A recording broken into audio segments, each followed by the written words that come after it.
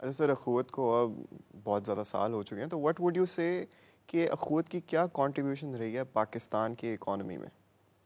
دیکھیں، اس کو اگر ہم اکانومسٹ کی نظروں سے دیکھیں تو ایک اور طرح کا نتیجہ نکلے گا. ایک ماہر سماجیات یا عمرانیات کی نظر سے دیکھیں تو ایک اور طرح کا نتیجہ نکلے گا. کسی پولیٹیکل سائنس کے ایکسپرٹ کی نظر سے دیکھیں تو اور طرح کا نتیجہ نکلے گا. مثلا بظاہر ہم یہ کہتے ہیں جی ہم لوگوں کو قرضہ دیتے ہیں تاکہ وہ کاروبار کریں، ان کی آمدنی بڑھے اور وہ غربت سے نکلے. تو پھر آپ کہیں گے اچھا اس کا مطلب یہ ہے کہ اس شخص کی آپ نے آمدنی میں اضافہ کر دیا. ایگزیکٹلی. ٹھیک ہے جی. لیکن میرے نزدیک آمدنی میں اضافہ کوئی الٹیمیٹ میجر نہیں ہے کسی بھی معاشرے کی عظمت کا. غربت مال و دولت سے محرومی نہیں ہے. غربت اصل میں اکیلے رہ جانے کا نام ہے.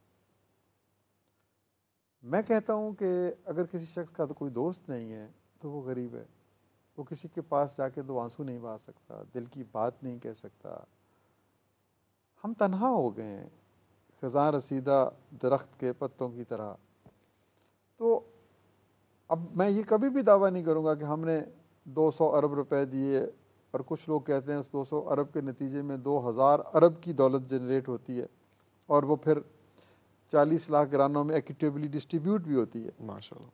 لیکن میں یہ کہوں گا کہ اس کے نتیجے میں غربت کم ہوئی یا نہیں ہوئی، یہ کوئی فیصلہ کرنے والا ہے معیشت دان تو وہ کر لے.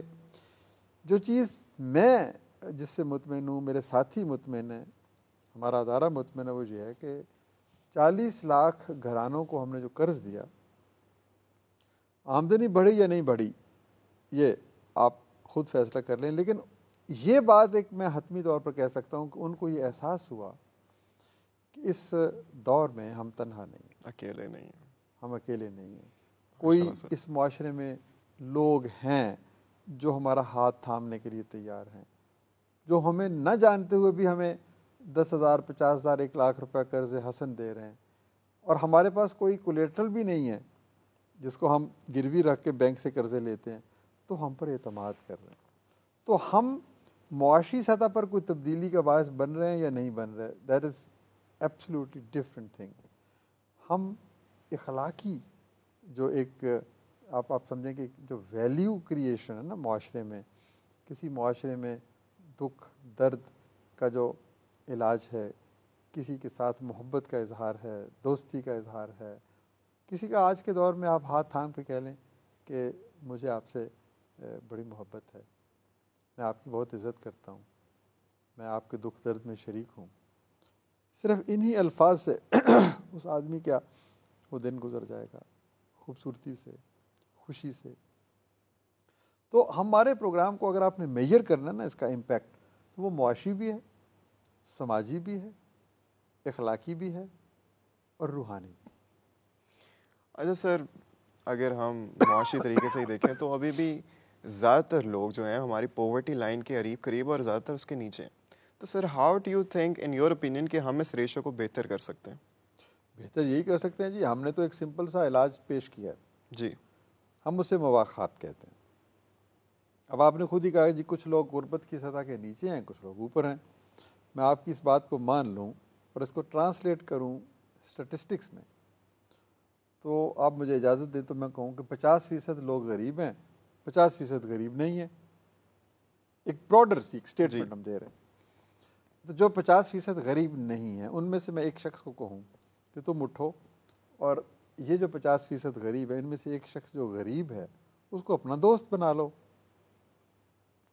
دوست بنانے کا مطلب یہ ہے کہ تم اس کے خوشی غمی میں شریک ہو جاؤ، اس سے پوچھو کہ تمہیں زندگی میں آگے بڑھنے کے لیے کس شے کی ضرورت ہے. اس کے بچے کو تعلیم کی ضرورت ہے تو تم اپنے بچوں کو تعلیم دے رہے ہو، ایک اس کے بچے کو تعلیم دے دو. اس کو کاروبار کے لیے قرضہ چاہیے، وہ قرضہ دے دو. اس کے بچے کو ہنر چاہیے، وہ ہنر دے دو. اس کو گھر کی تعمیر کے لیے کچھ مدد چاہیے، تو بھکاری بنتے ہوئے نہیں، دوست بنتے ہوئے اس کو وہ تم قرض دے دو. تو یوں 50% کے ساتھ دوستی کر لیں تو کیا ایک بہتر معاشرہ نہیں بن سکتا؟ بن سکتا ہے سر. تو یہ حل جو ہے یہ میرا حل دیا ہوا نہیں ہے، یہ نبی پاک صلی اللہ علیہ وآلہ وسلم کا دیا ہوا حل ہے، انہوں نے اس پورے تصور کو مواخات کہا، اور پھر اس کا عملی مظاہرہ 1450 برس قبل بھی ہوا، جب مہاجرین مکہ اور انصار مدینہ کے درمیان یہی رشتہ قائم ہوا۔ تو بات یہ ہے کہ آج بھی ہو جو ابراہیم کا ایماں پیدا، آگ کر سکتی ہے انداز گلستان پیدا۔ کیا بات یہ ہے کہ ہم آج کے دکھ درد کا علاج اگر اپنی روایت سے ڈھونڈیں، ڈیوائن گائیڈنس سے ڈھونڈیں، ہم نے شکست تسلیم کر لی ہے ویسٹرن نالج کے روبرو، اس میں ہمارا حل نہیں ہے، خاص ہے ترکیب میں قوم رسول ہاشمی۔ تو میرے نزدیک دس از مائی کنوکشن کہ ہمارے مسائل کا حل ڈیوائن گائیڈنس میں ہے اور پروفٹ صلی اللہ علیہ وسلم کی سنت پر عمل کرنے میں۔